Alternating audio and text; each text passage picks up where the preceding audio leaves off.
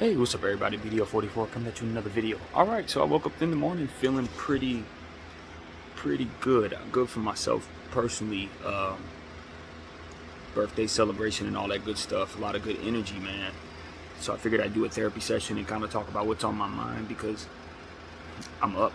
So that's what's up. But first of all, I don't want to talk about myself. This is not one of them therapy sessions where I have anything bad to say or anything special to say, or it wasn't going to be like last night or anything, because I have a topic on my mind. That's all this is, a topic. So everybody who follows the hip hop scene understands that it's a lot been going on with a young rapper from Georgia by the name of Quando Rondo.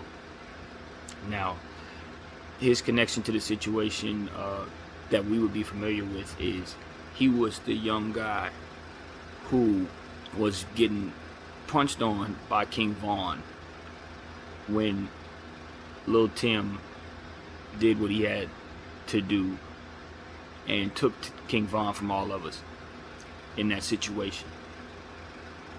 Quando Rondo was who he was trying to protect along with himself.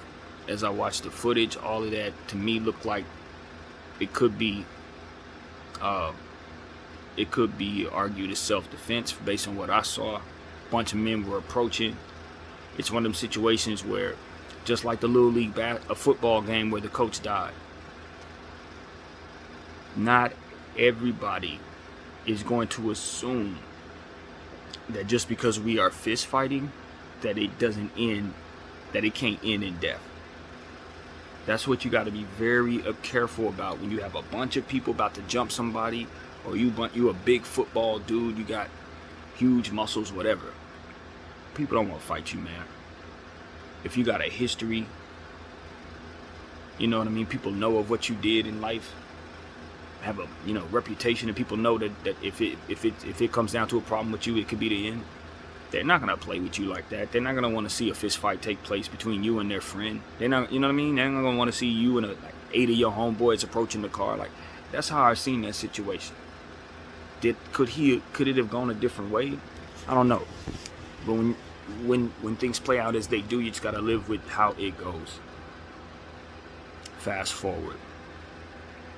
Quando Rondo, the young rapper who was involved in that situation.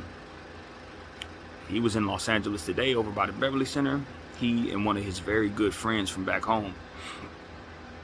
And they were sitting at a mobile gas station that I've been to over 170,000 times in my life. Little alleyway that creeps up behind the area. Black SUV. They were in a black SUV, and I guess a white car pulled up out of that little alleyway on the side there by Beverly, and right near Beverly Center where I used to work, about down the street. I think the gas station they were at, from the judging where it was, it looked like it was where the Fat Burger and the Starbucks used to be. So I didn't recognize that area, but I hadn't been over there in years. So for all I know, they put a new gas station. But the only gas station I know of, the mobile gas station, looked like it was at a different.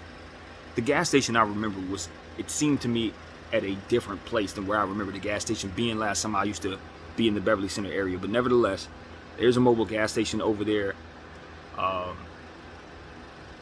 And if it's the same one, I know exactly which one it is. But I just got a feeling it's another one further down the way, about 2 or 3 blocks away from the Beverly Center. But that ain't making any sense, looking at what footage they were showing us. So I'm a bit confused about the area, even though I literally grew up over there. But all in all, unfortunately, I don't know the young man's name, but it starts with a Lil. It's not Lil Tim, but his friend Lil Pab.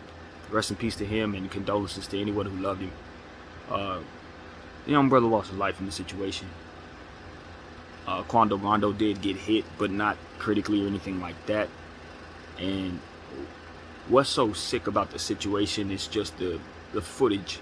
That's what really hits home in terms of making everybody feel what happened there.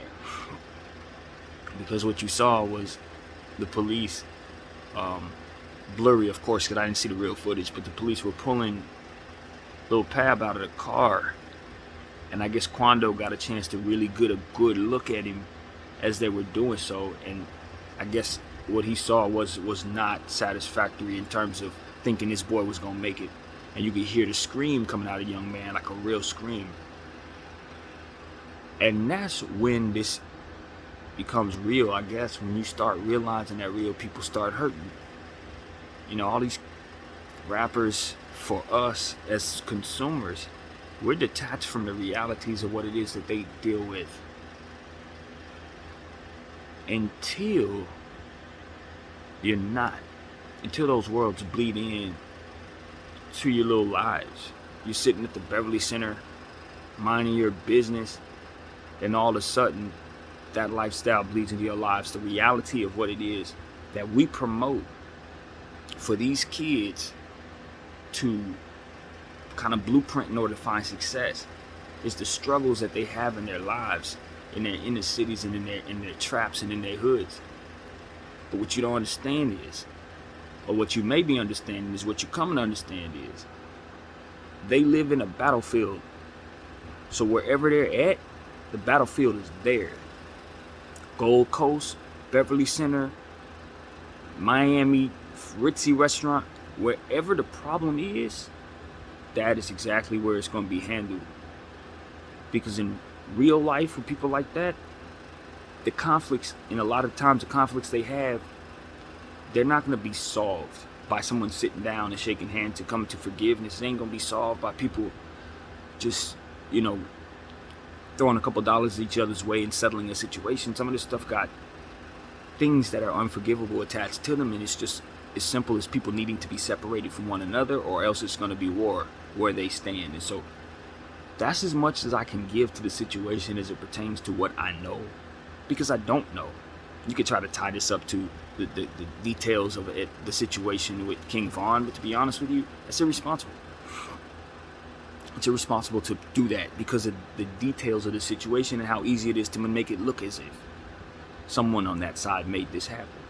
And that was another reason why I said this, made this video rather. If you're from out of town, you have certain beefs. If you come to LA, whatever couldn't be done anywhere else, you can get done here. Because of how this place is structured, because of how easy it is to retreat to places far away quickly, without anybody, kind of being on your hot tail. That's what makes this place what it is. That's why it can be structured in such a way, with all the politics and the gangs and all that stuff having so much influence. It's because how the land itself is structured and how long they've been operating in such a way. So that means you got your little beef in state 3 miles away, and your op may be 2 states above you, that kind of thing. When you come to LA, whatever he couldn't do is possible here. Couple dollars, couple friends, it's possible here. And it ain't gotta be nobody local. They can just do it in a place and make it look like somebody in a certain neighborhood did something to you. It ain't gotta be that. They could be from somewhere way out. They could be from 3 hours away. Come right to where you at. Take care of whatever has to happen, and get back to where they need to go before anybody realizes what happened to you.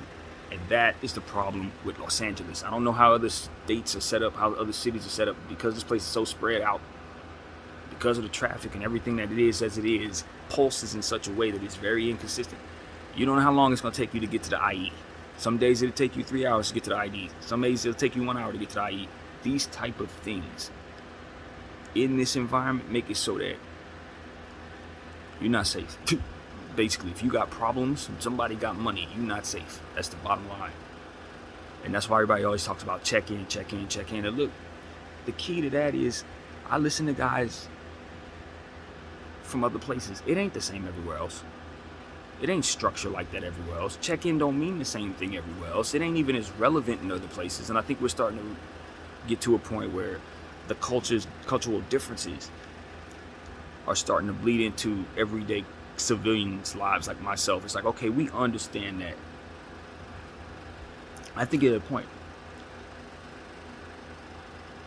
for those who can get out of situations that are negative, for those who can see the fruit and not chasing particular types of success that ultimately lead to these type of moments where you're traumatized because of the energy that you put out, however way you did, I mean, it's so easy to inflict trauma on others. When I heard the scream, I realized Quando Rondo, everything he had ever been through in his entire life, he probably been in situations that probably traumatized him before, based on some of the stuff, the lifestyle, and where he from, and how he come. You know, you can just tell people have been through stuff, but there's no reason for that young man to continue to be seeing trauma like this when you've made it. When you have the type of success that he's found at this point, even though he's not the biggest rapper, even though he's more so known for the negative situation, at this point, when you have enough to at least take care of your kids, there should be no more engaging in this type of trauma, this type of energy. This type of stuff should not be a part of your life. And the reality is,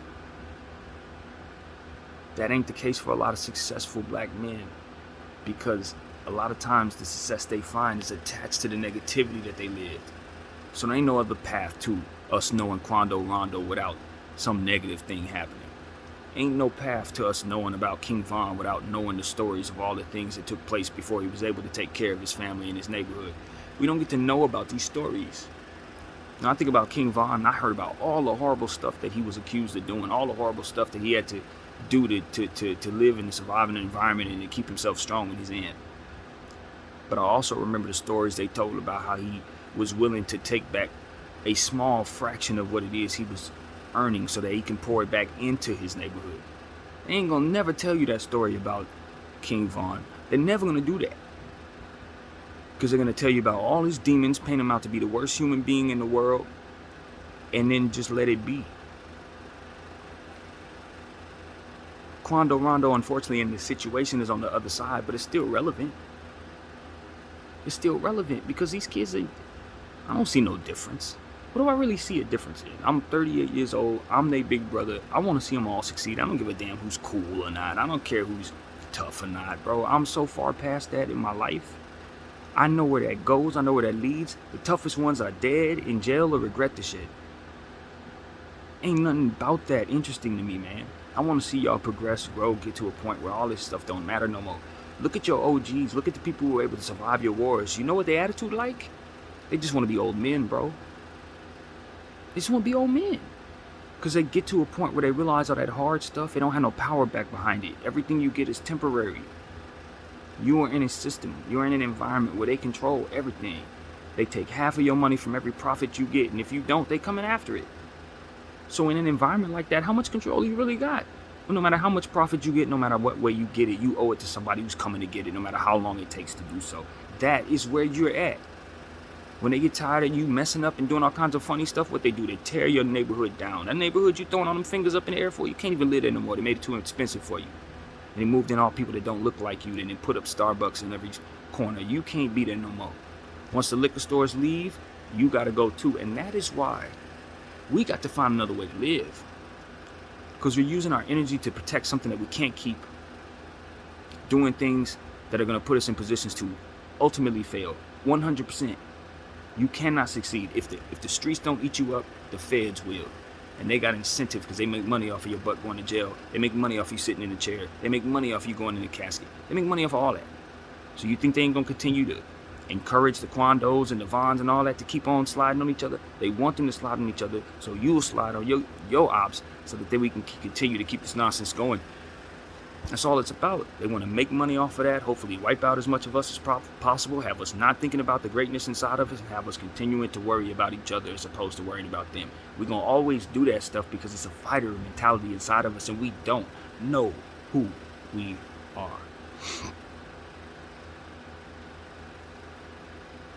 I look a little Pab coming out of that car. He ain't had no business being dead like that. I don't know that man's life. I don't know where he been. I don't know what he do. I don't care. None of that matters. Point is, he was coming out of Beverly Center, 5,000 miles away from the house, from home, in a car that was probably worth more than the home he was in when he grew up, in an SUV that he would have loved to have dreamed in, a place he loved to be at, for circumstances that just happened to be there because he was friends with somebody who happened to make it. And he lost his life for whatever streets do, man. I don't know. Whatever the streets do. He lost his life. And this is one of many. My understanding is, look, Quando lost another friend 2 days ago. It's like, these little wars y'all dudes is in that are meant to make you feel like you can protect yourself and be strong, / make you feel like you're the toughest thing in the world, / make your investors feel like you're worth the money you're being invested in. All of this different stuff, man. When it really comes down to it, you're inflicting trauma on each other, and you're welcoming the spirit of revenge into your lives. And when you do that, you bring about an end that ain't no good and an afterlife that don't feel much better. And you never get to find out what was actually out here for you. You never get to find out what was actually up against you. You're having children. They're in a world where they're going to have to deal with something that you had nothing to do with. And you ain't going to have no way to protect them because you were too busy engaging in a little bitty, useless, pointless wars that have no merit in the grand scheme of power. I hate to be this guy because it has to be said, but my brothers and my sisters, if you can't influence the change in your neighborhoods, if you can't buy back the block, as they say, you fighting over nothing, man. You're fighting over principle. You're fighting over honor. You're fighting over something that cannot be held on to, though. It ain't real principle. It ain't real honor. Until you identify who you are and then identify who your actual antagonists are. Not your brother that's down the street just because he's trying to get a buck just like you. Not the dude from down over the tracks because he, they fly than you and you fly than them, or whatever weird stuff that people be on in life. I really think if we zoom all the way out, we'll find that a lot of this stuff has been taught to us to be at odds with one another, so we won't focus on what we should be focused on. You are playing into their hands because you are unable to collectively come together and think your way out of this. And those who are smart enough to do so have no control over the situation because they can't actually stop the machine itself from promoting that, making it culture. It ain't death and trauma and life sentences and all that. No, it's a dream of being the toughest guy, of being known as the hardest click, as being known as the most deadliest gang. You want to be remembered for that? But it doesn't hold any weight if you look out at all the stories. You zoom out and look at everybody's story. It's just another story, just another story, just another story. It don't hold no weight. If you really look at y'all stories, man, you just one of many. We zoom all the way out. We look over Florida, we see some more. We look at Chicago, see some more. You look over here, you see some more. You look at Oakland, you see some more. Everybody trying to be the toughest gang. Everybody trying to get the most money so they could buy the flyest this. And you guys need to understand that while you're all chasing the same thing, somebody is above you, watching you do that, seeing everything that shake out from it, and picking up each and every piece of it. While you sitting there feeling good about yourself because you lived up to the culture standards, they are building something. They're taking the money and they building something. And they letting y'all go by the wayside. You live, you die, you make $1 million, take care of yourself. It don't even matter. Because they taking the money that you helping earn them with your little bang bang shoot 'em up culture, and they pouring it into something that's going to outlast you, something that's going to be around when you are forgotten. When the Starbucks that they put in your neighborhood gets old, the money that you've helped them make by shooting at each other is still going to be in rotation. That's what I'm trying to tell you. And they know that. So they're going to keep on paying everybody who they can. Anybody that can sell 150 units, they going and tell you to kill your brother and tell you to encourage to slide on the next man. That's who they're going to put all their marketing dollars into. They're going to always invest in destruction of hip-hop culture. Never forget that. And they're going to tell you it's because of hip-hop that that the hip-hop destroys itself. That's not true. What came before the egg? The chicken or the egg? What came first? You tell me. Was it the corruption that instills poison in the minds of poor people through these cultures? Or was it the circumstances and the stories told that ultimately make it so that these people are pushing out these stories that come out as promotion of violence? The truth of the matter is, if you want to know the truth, it doesn't matter. It doesn't matter because it's being manipulated by somebody who sees an opportunity to spread this message that this is what you should be doing. And in the internet age, when you see comment sections and they're encouraging certain energies, why ain't King, why ain't this dude slide, why ain't that dude come to this, you don't know who actually is behind those words. Unless you're one of those dope hackers who can exactly, pinpoint where stuff is coming from. I don't think there's too many of those people watching me. That's not happening.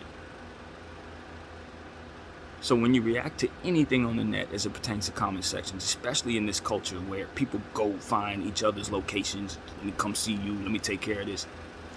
In this era, you got to understand that there's never, ever been more of an environment for somebody, a middleman, to come in and say, yo, I see an opportunity to pin some people against each other. I see an opportunity to blame that hood for this situation. I see an opportunity to make something look like they did it. That's what all of this does.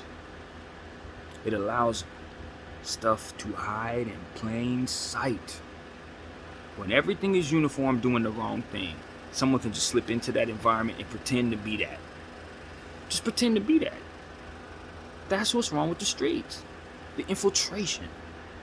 There ain't no loyalty out there. Why? Because everybody's looking for an opportunity and nobody knows who anyone is. That's why I didn't really want to get into the different speculations that I have about what happened with Quando Rondo, because that's the point. Because of the possibilities, this could be anything. Now, maybe in this specific situation, Quando knows who did this, or maybe it's a conflict that they were expecting something to happen, blah, blah, blah. One would think maybe he had more people with him if he was in that type of conflict out of town, whatever. This seemed like they wasn't ready for this seemed like they weren't in a moment where they thought something like this could be possible. Unfortunately, given the specifics of Quando Rondo's past, I don't think there should ever be a moment where he thinks it's okay to move around. I think he learned that hard lesson yesterday, unfortunately. But, again, condolences to Lil Pub, to Quando Rondo. Of course, prayers are coming y'all way easy. I don't like I said, I don't look at people in our culture and say, yeah, he's cooler than him, so I'm praying for him, or he's cooler than him, so I hope he survives and he don't. I'm just too old for that. I don't look at us like that. And it's like when we find ourselves in these situations where maybe we made some decisions, ultimately have it so that conflict come our way. The most unfortunate thing about it is when guys are famous and everybody's watching. Because there are going to be people who can, perceive that and absorb that in such a way that isn't harmful, and then there are other people who are going to be traumatized from it, just like Quando was right there in that moment. And we all have to continue to see it and be desensitized from these type of moments as they come our way over and over and over again. But I think the conversation that desensitization is in place is being had.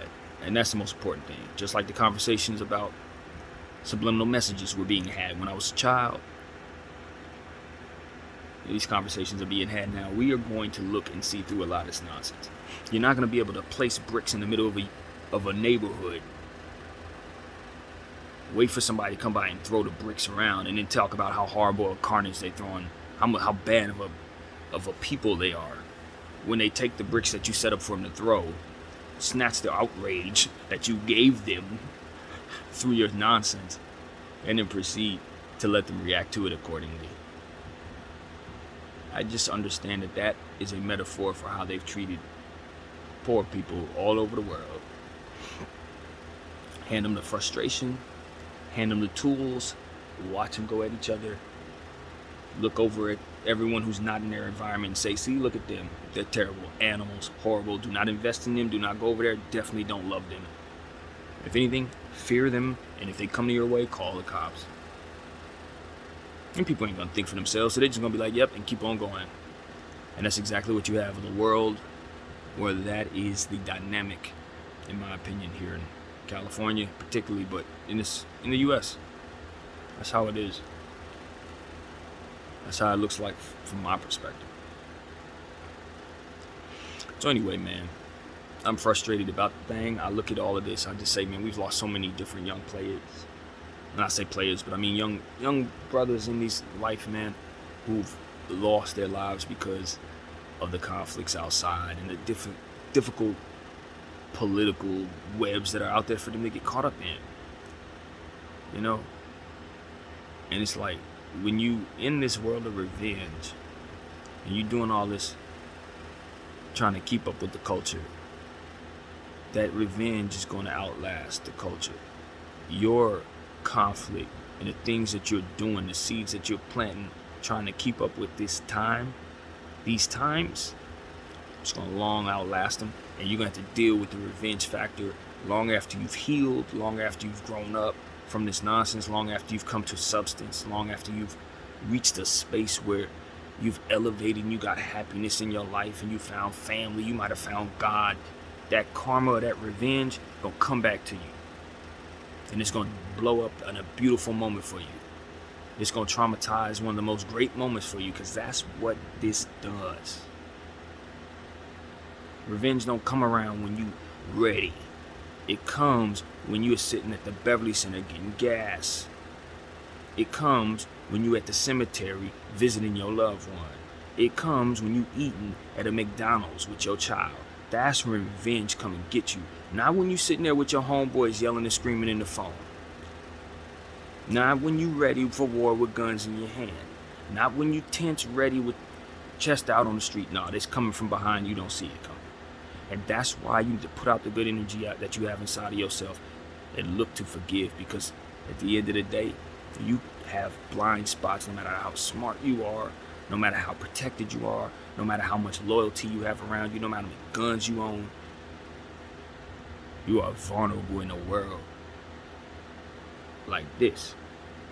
In an environment that can be manipulated on high from far away. You are not in a space to call that particular type of shot and think that you can just live your life without it coming back around.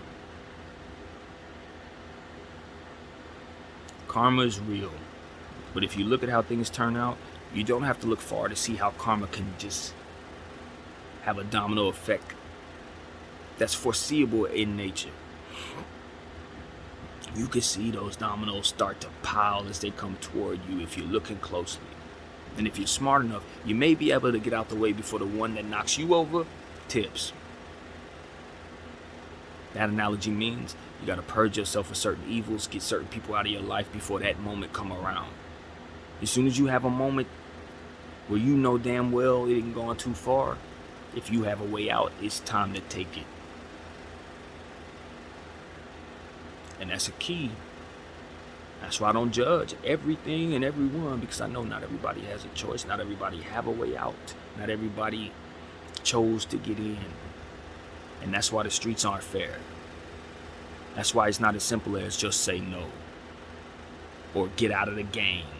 Nah, when you understand that not everybody not only can think their way out of that circumstance, but actually has the ability to get out of that circumstance, then you understand just how wicked the streets are.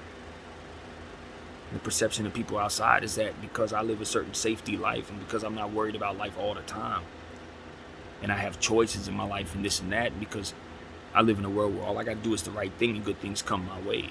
Because I live that way, it's very important that I don't just assume that everybody has that going on in their life. Because I can honestly tell you, I've known people who didn't have no choice. They were grandfathered into some circumstances that are very, very bad.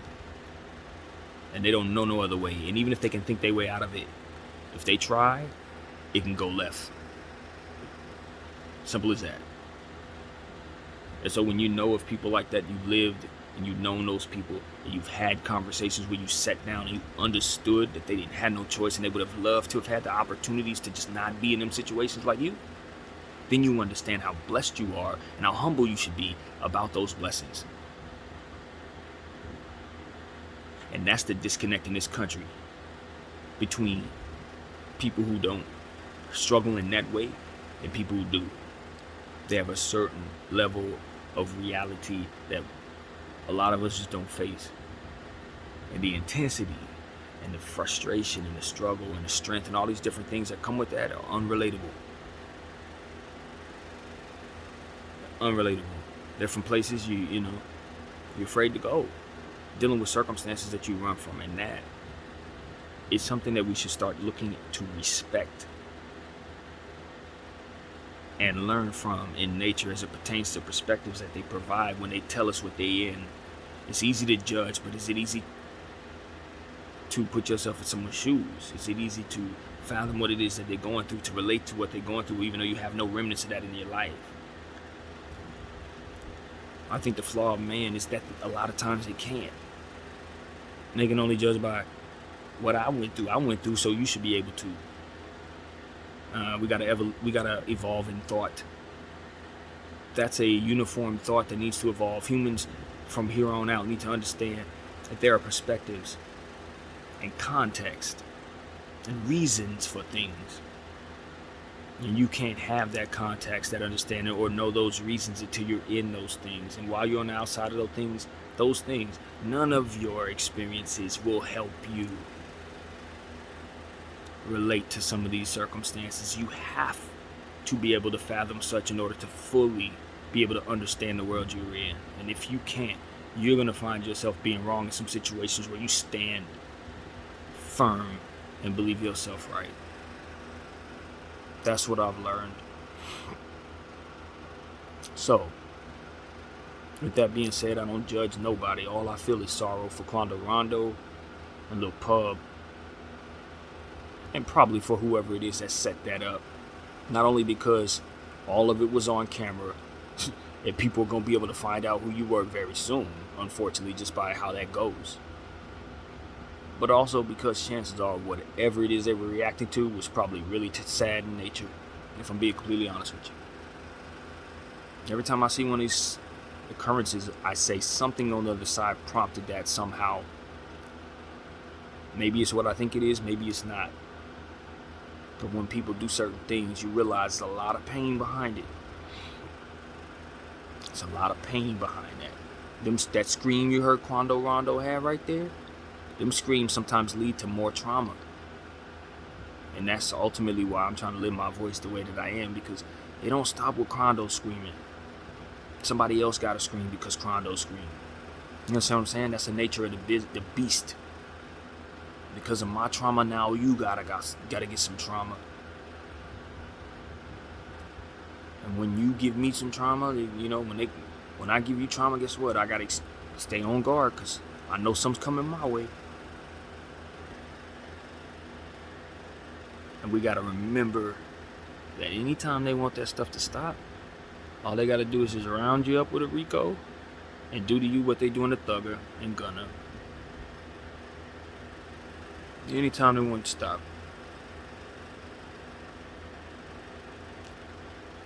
Evil, ego,